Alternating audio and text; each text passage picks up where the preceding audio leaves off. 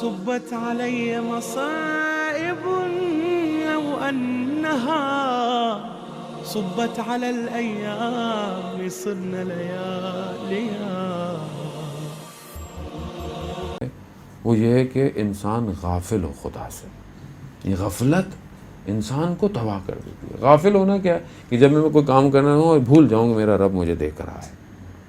آیت اللہ عثمان بہزت رضوان اللہ تعالیٰ علیہ کہ آپ کی صلوات ان کے درجات میں اضافہ کریں.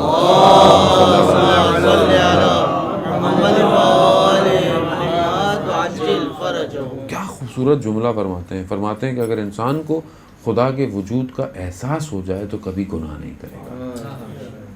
آپ کو احساس ہو جائے, اب آپ اس کمرے میں بیٹھے ہوئے ہیں, کیمرے لگے ہوئے ہوں, آپ روڈ پہ چل رہے ہیں, کیمرے لگے ہوئے ہوں, تو آپ کبھی کوئی غلط کام نہیں کریں گے. کیوں؟ کیونکہ کیمرے آپ کو دیکھ رہے ہیں. آپ کو اس کیمرے کا خوف ہے جو آپ نے اور میں نے خود بنایا ہوا ہے. ایک جوان اپنے کمرے میں بیٹھا ہو اور کمرے میں کوئی سوراخ ہو اور وہ اپنے لیپ ٹاپ پر یا اپنے کام, لیکن اس کو پتا ہو کہ سوراخ سے کہیں والد محترم دیکھ لیں گے, تو اگر غلطی سے بھی کوئی سائٹ یا کوئی چیز کھلتی ہے تو فوراً اس کو بٹھا دے گا. کیوں؟ کیونکہ کہیں کوئی دیکھ نہ لے. مگر وہ جس کے سامنے کائنات کھلی ہوئی ہے, کائنات جس کے آگے حاضر ہے, اس کے آگے انسان اگر غلطیاں کرے, گناہ کرے, کہاں گناہ کرے؟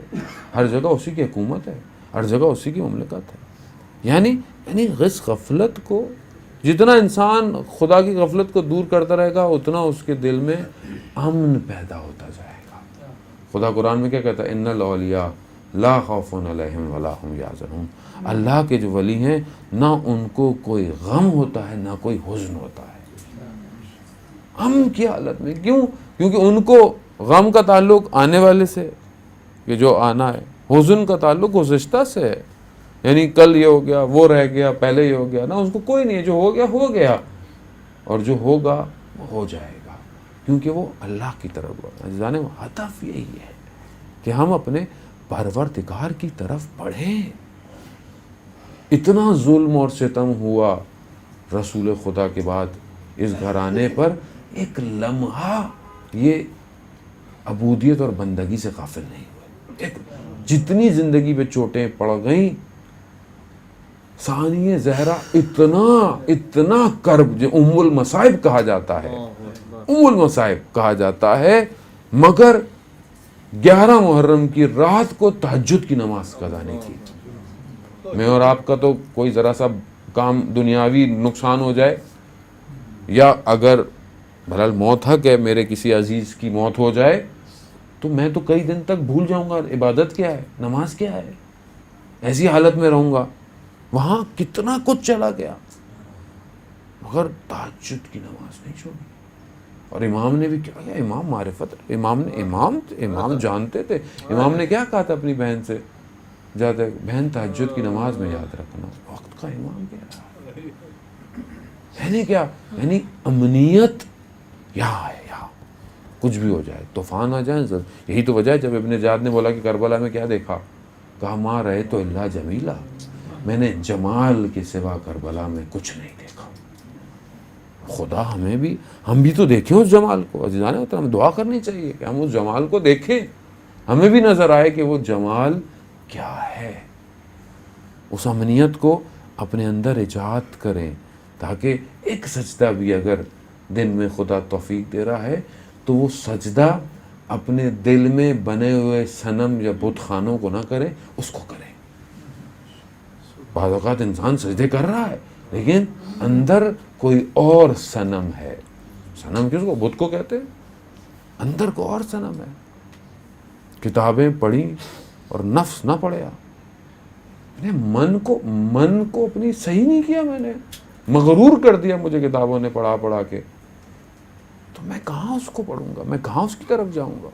میں یہ, میں وہ, میں ایسا, میں وہ, میں نے یہ کیا, میں وہ کرتا ہوں, میں یہ کرتا ہوں, میں اتنے مذہبی پروگرام کرتا ہوں. ایک لڑکے کا فون آیا, بہت ایکٹیو امریکہ سے, رات کو 3 بجے اس نے کہا مجھے بہت ضروری بات کریں. کہہ رہا آقا اتنے ہم نے قرآن کی کانفرنس کروا رہے ہیں, یہ پروگرام کرا رہے ہیں, وہ پروگرام کرا رہے ہیں, لیکن آقا اضطراب ہے, سکون نہیں ہے. تو میں نے کہا یہ تم پروگرام اپنے لیے کروا رہے ہو, تم یہ دیکھ رہے ہو کہ ہم یہ کرا رہے ہیں, ہم وہ کرا رہے ہیں, ہمیں یہ کرنا چاہیے, ہمیں وہ کرنا چاہیے. تمہیں یہ ہے کہ ہم کر رہے ہیں, میں کر رہا ہوں, میرا ادارہ کر رہا ہے. تم اللہ کی خاطر نہیں کر رہے. اگر اللہ کی خاطر کر رہے ہوتے تو یہاں امنیت ہوتی. اضطراب خود وجود بتا رہا ہے کہ اضطراب پایا جا رہا ہے. میں اس اضطراب کو دور کرنا ہے. اب میں کمپیئر کر رہا ہوں جی, میں پورے سال میں اتنی مجلسیں پڑھتا ہوں, خدا کے لیے نہیں ہے, پھر میری اپنی کاؤنٹنگ کے لیے ہے کہ میں جا کر دوسرے سے کمپیئر کر سکوں کہ تم نے کتنی بڑی, میں تو اتنی بڑی. شاید ہو سکتا ہے میری ایک ہی مجلس خدا کی بارگاہ میں قبول ہو, باقی قبول نہ ہو. تو میں اس امنیت کو عزیزان محترم, یہ کوئی دنیا کی لائبریری نہیں ہے, کوئی دنیا کی دوائی یا گولی نہیں ہے جو آپ کو دے کوئی کہ کھا لو امنیت ایجاد ہو جائے. نہیں, یہ آپ نے خود ایجاد کرنی ہے اور اس کی پریکٹس آپ خود کریں. آپ کو چیزیں بتائیں, آپ پریکٹس کریں اور اس پریکٹس کے ساتھ آگے بڑھیں. ہو سکتا ہے آپ کا سینے پہ ہاتھ مارنا سامنے والے کو دکھانے کے لیے, سامنے میں آپ دکھا رہے ہو کہ میں اتنی زور سے ماتم کرتا ہوں, میں یہ کرتا ہوں, میں پہلی صف میں کھڑا ہوتا ہوں, ایک دن نہیں آیا تو اضطراب ہو جائے گی. کیا سوچیں گے؟ کچھ اور نہیں تو کم از کم عرفان بھائی کیا سوچیں گے, یار یہ آیا نہیں بندہ. تو اب آپ کو یہ اضطراب کیا رہے گا کہ عرفان بھائی. کیوں؟ کیونکہ آپ خلوص سے رہیں, لیکن وہ شیطان اسی خلوص کو ڈائیورٹ کر دیتا ہے, اسی خلوص کو ڈائیورٹ کرتا ہے. تو نہیں ہے, مسئلہ نہیں, پیچھے کھڑا ہو جاؤں.